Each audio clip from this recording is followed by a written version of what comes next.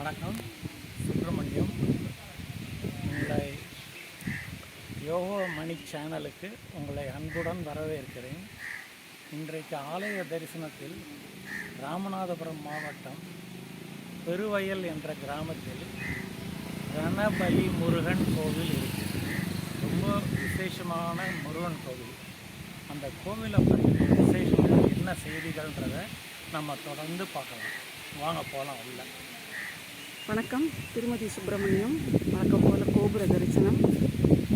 இந்த ஊர் பெருவயல்ங்கிற ஒரு ஊர். இந்த ஊரில் இருக்கிற மிகச் சிறப்பான ஒரு விசேஷமான கோயில் இது. இந்த கோயிலில் அருள்மிகு ரணபலி முருகன்.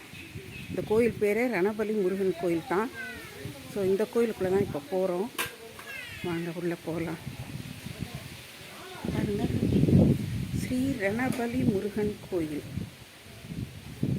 இந்த கோயிலை பற்றி நிறைய செவிவழி செய்திகளும் இருக்குது.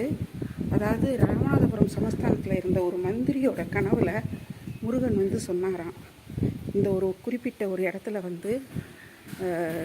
கடலில் மேலே கழுகு வட்டமிடும், அங்கே பார்த்தீங்கன்னா உள்ளே முருகன் விக்கிரகம் நான் அங்கே இருக்கேன், எடுத்துகிட்டு பிரதிஷ்டை பண்ணுங்கன்னு இன்னொரு பக்தருக்கும் சொன்னாங்களாம். இன்னொரு பக்தருக்கும் சொன்னோடனே அவங்க மூச்சு அடைக்க அந்த இடத்துல தேடி முருகன் விக்கிரகங்களை எடுத்துகிட்டு இங்கே பிரதிஷ்டை பண்ணி கோயில் கட்டினாங்களாம். ராஜாவோட ஒரு நன்கொடையில் கட்டப்பட்ட கோயில். இந்த கோயில் ஒரு விசேஷம் பார்த்திங்கன்னா, முருகனோட வேலில் முருகன் உருவம் பதிச்சிருக்குமா. அதாவது திருமுருக கிருபானந்த வாரியார் அவர்கள் அவங்களே சொல்லியிருக்காங்களா, நான் இது வரைக்கும் எத்தனையோ கோயில் போயிருக்கேன், வேலில் முருகன் உருவம் பதிக்கப்பட்டதை நான் பார்த்ததே இல்லைன்னு சொன்னாராம். அவ்வளோ விசேஷமாக இருக்குது. கோயிலில் வேலை நடந்துகிட்ருக்கு போல இருக்குது. நம்ம அந்த வெளிப்பிரகாரங்கள் மட்டும் எடுக்கிறோம். நீங்கள் இங்கே வர்றப்போ அவசியம் வாங்க. அருமையான பேரில் ஒரு விநாயகர் இருக்கார், ஜெயம் கொண்ட விநாயகர். விநாயகரை வணங்கிக்குவோம். ஜெயம் கொண்ட விநாயகர் இருக்கார் இங்கே பாருங்கள். வணங்குறோம். இங்கே எலக்ட்ரிக்கல் ஒர்க் நடந்துகிட்ருக்குது.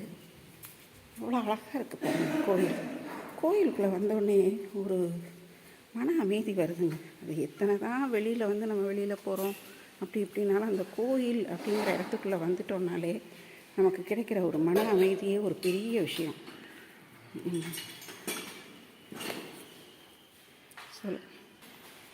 இந்த கோயிலில் அந்த கடலில் மூச்சடக்கி தேடினப்போ நிறைய பேருக்கு ரணம் ஏற்பட்டது. அதனால ரணபலி முருகன் கோயில்னு சொல்கிறாங்க சில பேர் என்ன சொல்கிறாங்கன்னா, நமக்கு உடலில் என்ன ரணம் ஏற்பட்டாலும் வலி ஏற்பட்டாலும் அதை தீர்த்து வைக்கும் சக்தி மிக்க அருள் தரும் முருகன் கோயில் இது அப்படின்னு சொல்கிறாங்க.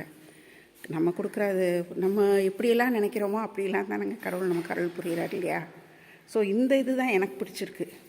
ரணபலி முருகன் கோயில் அப்படின்னா நமக்கு மனசுலேயோ உடம்புலையோ ஏற்படுற ரணங்களையும் வலிகளையும் ஆற்றுகிற முருகனாக தான் நம்ம வணங்கணும்னு நினைக்கிறேன். ஸோ அப்படியே வணங்குவோம் இந்த முருகனை. நீங்கள் இந்த பக்கம் ராமநாதபுரம் பக்கம் வர்றப்போ இந்த கோயில்கள்லாம் எல்லாமே பார்த்திங்கன்னா ராமநாதபுரத்துலேருந்து மிக அருகில், ராமநாதபுரத்துலேருந்து ரொம்ப பக்கத்தில் நீங்கள் இது பண்ணிக்கலாம். ஒரு 10 நிமிஷம் 15 நிமிஷத்தில் வந்துடலாம். தேவிப்பட்டினம், ரணபலி முருகன் கோயில் மற்றும் இன்னொரு கோயில் போனோமே, திருவுத்திரகோசமங்கை, எல்லா கோயில்களும் நீங்கள் பார்க்கலாம். ஒரு நாள் காலையில் கிளம்பி வந்தீங்கன்னா, காலையில் கிளம்பி திருவுத்திரகோசமங்கை, தேவிப்பட்டினம், ரணபலி முருகன் கோயில், எல்லா கோயில்களுக்கும் நீங்கள் இங்கே எல்லாமே சாயங்காலத்துக்குள்ளே பார்த்து முடிச்சிடலாம். அவ்வளோ அருகே தான் இந்த கோயில்கள் இருக்குது. அதனால் அவசியம் பாருங்கள்.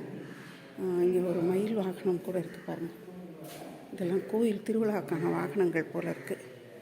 ரொம்ப அழகாக இருக்குல்ல.